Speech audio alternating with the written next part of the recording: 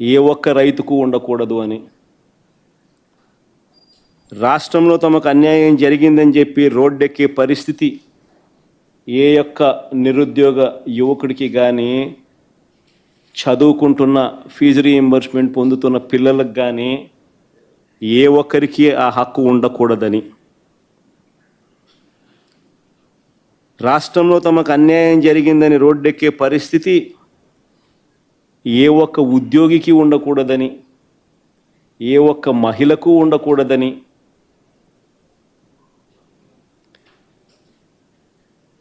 తాను ఎన్నికలప్పుడు ఇచ్చిన హామీలను, సూపర్ 6లను, సూపర్ 7ను సహా 143 హామీలను తాను నెరవేర్చేశానని, ప్రజలందరూ ఆనందంగా కేరింతలు కొడుతున్నారని మాత్రమే భావించాలట.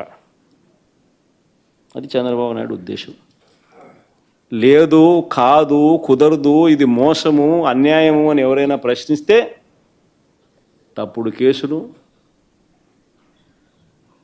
తప్పుడు వాంగ్మూలాలు, వెంటనే వక్రీకరణలు. అసలు నిజంగా పాలకుడు అని చెప్పుకోవడానికి చంద్రబాబు నాయుడు అనే వ్యక్తికి సిగ్గుండాలి. పత్రికలు, టీవీలు అని చెప్పుకునేదానికి ఈ ఎల్లో మీడియాకు సిగ్గుండాలి.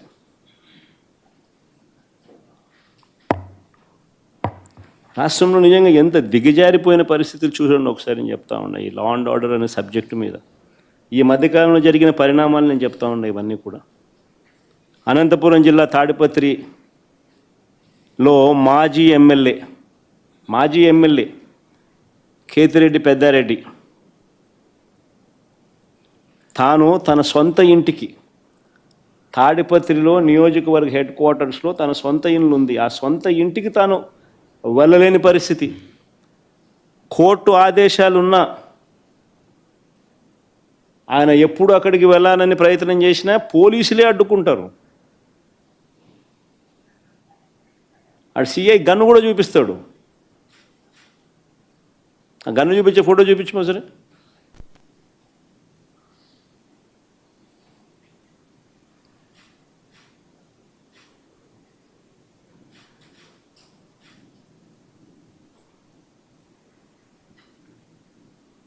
బీహార్లో ఉన్నామా, లేకపోతే ఏ రాష్ట్రంలో ఉన్నాము, ఆటవిక రాజ్యంలో ఉన్నామా అనేది నిజంగా చంద్రబాబు నాయుడు అనే వ్యక్తి నిజంగా తనను ప్రశ్నించుకోవాలా. ఒక ఎమ్మెల్యే తన సొంత ఇంటికి తాలూకా హెడ్ క్వార్టర్స్లో, ఒక మాజీ ఎమ్మెల్యే తన సొంత ఇంటికి తాలూకా హెడ్ క్వార్టర్స్లో తాను కోర్టు ఆదేశాలున్నా పోలేని పరిస్థితి అంటే, పోలీసులే అడ్డుకుంటా ఉన్నారనంటే, తుపాకులు చూపించి బెదిరిస్తూ ఉన్నారు అనంటే,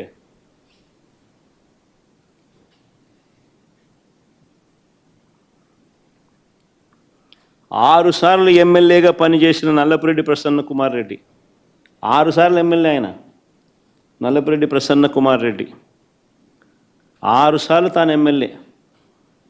అలాంటి ప్రసన్న కుమార్ రెడ్డి ఇంటిపైన కూడా నెల్లూరులో ఒక పథకం ప్రకారం వీరి పచ్చ సైకోలు, వీరి పచ్చ సేడిస్టులు పోలీసుల సమక్షంలోనే, ఇది కూడా ఆశ్చర్యం, పోలీస్ సైరన్ వినపడుతుంది ఒకవైపున, మరోవైపున ఇళ్ళల్లోకి పోయేవాడు పోతా ఉన్నాడు, వీళ్ళు ధ్వంసం చేస్తూ ఉన్నాడు, ప్రసన్న ఎక్కడా అని చెప్పి నిలదీస్తూ ఉన్నాడు, ఆడేడి ఈడేడి అని చెప్పి అడుగుతున్నారు, వీళ్ళు నాశనం చేస్తున్నారు, ఉండింటే కన్నా మనిషిని చంపేసిండ్రు. ప్లే చేయమో ఒకసారి ఆ వీడియో కూడా.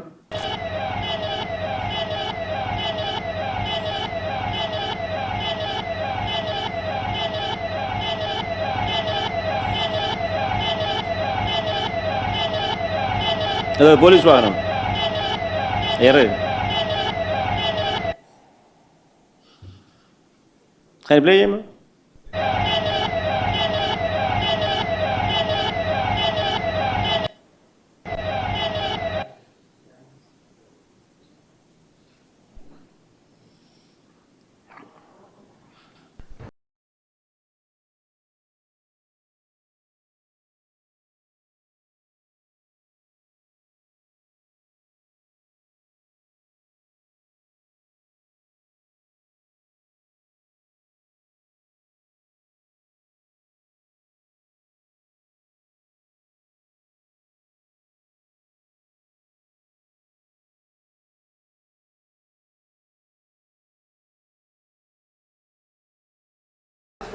కారు ఇట్లా బోల్టా తిప్పిచ్చేసేసినారు.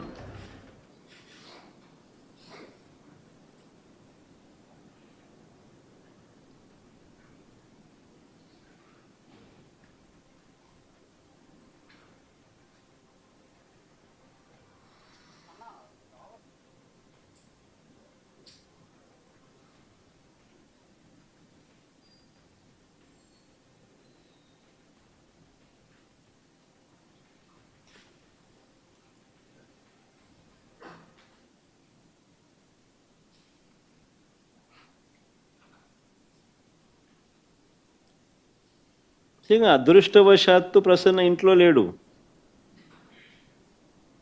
అదృష్టవశాత్తు ప్రసన్న ఇంట్లో లేడు.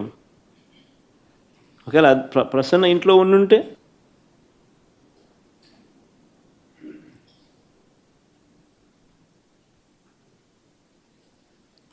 దాడి చేయించిన, ధ్వంసం చేసిన ఎమ్మెల్యే మీద కానీ వారి మనుషుల మీద కానీ ఎలాంటి చర్యలు లేవు, ఎలాంటి అరెస్టులు లేవు. కానీ పోలీసులు తిరిగి ప్రసన్న మీదనే ఎదురు కేసు పెట్టినారు. బాధితుడి మీదనే తిరిగి ఎదురు కేసు. పోలీసులు సమక్షంలోనే ఇవన్నీ జరుగుతాయి. పోలీసులు చూస్తూ ఊరుకుంటారు. ఒక అరెస్టు ఉండదు, తర్వాత ఎటువంటి చర్యలు ఉండవు. తిరిగి మళ్ళీ ఎదురు కేసులు, బాధితుని మీదనే ఎదురు కేసులు. నేను అడుగుతాను, ఈ రాష్ట్రంలో ఎవరికి రక్షణ ఉన్నట్టు అని అడుగుతా ఉన్నా. ఇది సేడిజం కాదా అని అడుగుతా ఉన్నా, పైశాచికత్వం కాదా అని అడుగుతా ఉన్నా. చంద్రబాబు గారు రాజకీయ కుట్రలతో ఈ రాష్ట్రంలో ఒక దుష్ట సాంప్రదాయాన్ని తీసుకొచ్చాడు చంద్రబాబు నాయుడు. దాన్ని కొనసాగిస్తూ ఉన్నాడు. ఒక కేతిరెడ్డి పెద్దారెడ్డి విషయమే కాదు, ప్రసన్న అన్న విషయం ఒకటే కాదు, కాకాని గోవర్ధన్ రెడ్డి, వల్లభనేని వంశీ, చెబిరెడ్డి భాస్కర్ రెడ్డి, పెద్దిరెడ్డి మిథున్ రెడ్డి, నందిగాం సురేష్, పెన్నెల రామకృష్ణారెడ్డి, పోసాని కృష్ణమురళి సహా ఎంతోమంది మీద తప్పుడు కేసులు.